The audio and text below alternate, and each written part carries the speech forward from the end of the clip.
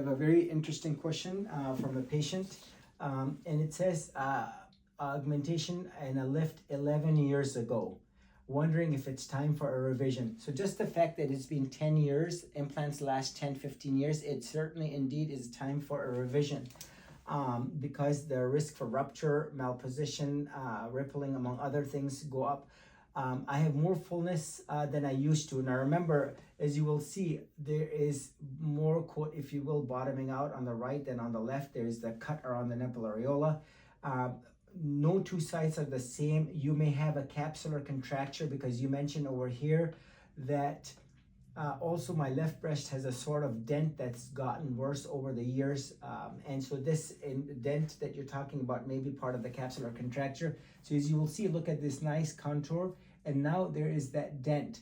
So this is capsular contracture. One has to always think breast cancer as well. So you have to get appropriate screening with a mammogram and self-monthly breast exam, maybe an ultrasound, and as recommended by the breast center, maybe even an MRI.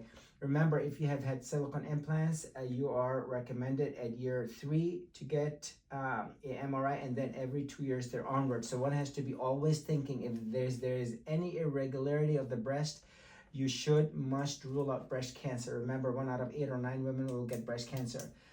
How do you know it's time for a revision? Because the length of time that has occurred because of the asymmetry, and then you may have a capsular contracture.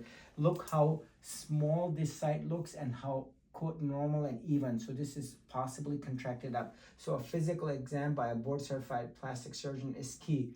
And remember, there's always going to be a bottoming effect over time. The implant, because of its sheer weight and the inflammation that it causes, will cause the implant to bottom outward and downward because of the sheer gravity. Even when the implants are placed below the muscle, the implants there's nothing sturdy to hold the patient, and so the implants just go downward and outward, and this is where the contracture on one side may be causing the asymmetrical differences that the patient is experiencing. So hopefully that answers the question. This is Dr. Khan, Executive Plastic Surgery.